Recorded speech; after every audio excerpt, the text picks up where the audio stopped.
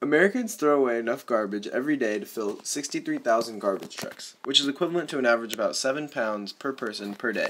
At this rate, in 1 year, we'd be able to line all these garbage trucks up end to end and we'd be able to reach halfway to the moon. During this Pecha Kucha, we will teach you the consequences that come with this excess waste. Garbage comes in two forms, biodegradable or non-biodegradable. Non-biodegradable won't decompose or will take thousands of years to do so. Biodegradable means that it will decay and eventually become soil. Biodegradable items are plants, plant parts, animal waste, and parts of animals, like hair, skin, and muscles. Paper is considered a biodegradable object since it comes from a plant.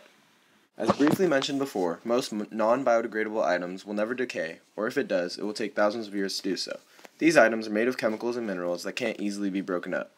If you buried a piece of paper next to aluminum foil, the aluminum foil would not decay. In about 3 months, the paper would be gone. Plastic, glass, rubber, and aluminum cans are a few examples of this. All matter considered biodegradable will eventually decay, but the time it takes can vary. The time can vary depending upon the density of the matter, the weather conditions of the area, location, temperature, and the number of decomposers that live in that area. Decomposers can be animals, earthworms, insects, fungus, bacteria, or any other organism that eats biodegradable matter. For example, if you were to drop an apple core on the playground at school, it would not take long before the apple would begin to decompose. Many things can help cause this. Small animals may come and nibble on the remains, but even if an animal didn't touch the apple, the bacteria from your saliva, such as mold or other fungi, would begin to decompose the apple, and before you know it, the apple. Although some people may not know this, when we dispose of our trash, it doesn't just sit in the garbage can forever. The trash from the garbage can is then dumped into a huge truck and brought to the local landfill. At the landfill, some of the trash might be burned, some is buried under the soil, and some is recycled. About 33% of the trash is recycled, and the rest is burned in incinerators. Incinerators are special facilities that burn the trash down to ash, which is then buried in landfills. Although they are convenient, incinerators create many fumes and chemicals that can endanger our ecosystem. Scrubbers and filters are in place at these incinerators to try to prevent the spread of pollution, but it is not all the time 100% accurate. Many people use different methods of decomposing trash. One great way is using a compost. People collect the biodegradable matter from their yards and their kitchens and save it in a special container. They add decomposers like bacteria or earthworms and keep the containers at a temperature that the decomposers enjoy. Then they stir the contents from time to time to make sure that there is always new food for the decomposers. These people continue to add their grass clippings, their banana peels, and their other biodegradable waste. When the time is right, they can transfer this energy-rich material or soil to their flower beds or gardens to feed their plants. This is called compost, and it is great for the garden and contains no harmful chemicals that can get in our water supply. Composting is a great way to recycle. Recycling is something that nature has done since the beginning, by turning biodegradable matter into reusable products. But since humans make lots of things from non-biodegradable matter, this type of trash needs special consideration. Most public places offer recycling bins. They are usually blue or green and often have the recycling logo on them. These recycle bins are designed for the special purpose of placing recyclable trash in them.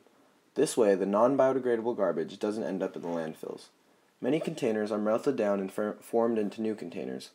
Plastic milk jugs have been reformed into fence or deck materials, and soda cans can even be recycled back into new soda cans. Some of the things that we can no longer use cannot be recycled or put into the landfill. Old refrigerators, electronics such as computers and mobile phones, and unused paint are unsafe to throw away because they create poisonous chemicals that can get into our drinking water. For this reason, landfills and fire departments often collect these types of garbage and sent to special places where they are taken care of properly. People need to turn in their hazardous waste when they find it in their homes or garages. Cleaning products, weed killer, medications, appliances, some types of light bulbs, and anything that is questionable should be taken to proper agencies for disposal. They will make sure that it gets taken care of the correct and proper way. Tiny plastic beads used in hundreds of toiletries like facial scrubs and toothpastes have been found in our Great Lakes, which is the largest group of freshwater lakes in the world. Giant garbage patches can be found floating around in the oceans, and all this plastic pollution is not only a problem for the earth, it's bad for our health. The United States is home to only 4% of the world's children, yet American parents buy and throw away 40% of the world's toys. How do we fix this? This one is easy. Let's buy less, and when you do purchase toys, look for second-hand options that are biodegradable. The average American uses 500 plastic shopping bags a year. These plastic bags are second most common type of trash on the beaches. How can we fix this? Let's make reusable shopping and produce bags the norm in your household. Keep one in your purse and stash some in your car. Just be sure to wash them once a week to keep them clean. Here are some different facts about our plastic use in America. Over the last 10 years, we have produced more plastic than during the whole of the last century. 50% of the plastic we use just once and then throw away. Enough plastic is thrown away each year to circle the earth 4 different times. We currently recover only 5% of the plastics that we produce. In the United States, we throw away at least 28 billion pounds of food a year. That means 25% of the country's food supply winds up in a landfill. How can we fix this? We spend a few minutes each day learning how to properly freeze or can extras in reusable containers. Environmentalists call the bottled water industry the grandfather of wasteful industries, and here's why. On an average day, Americans toss 60 million water containers. That's 694 containers a minute. How do we fix this? Most bottled water is just overpriced tap water. We could use stainless steel bottles or install a water filter on your tap. As you can see, polluting our earth has many consequences. If we plan on sustaining life on earth in the years to come, we need to change the way we go about our waste. If we continue our ways, before we know it, life on earth won't be possible. We, as humans, need to reduce, reuse, and recycle.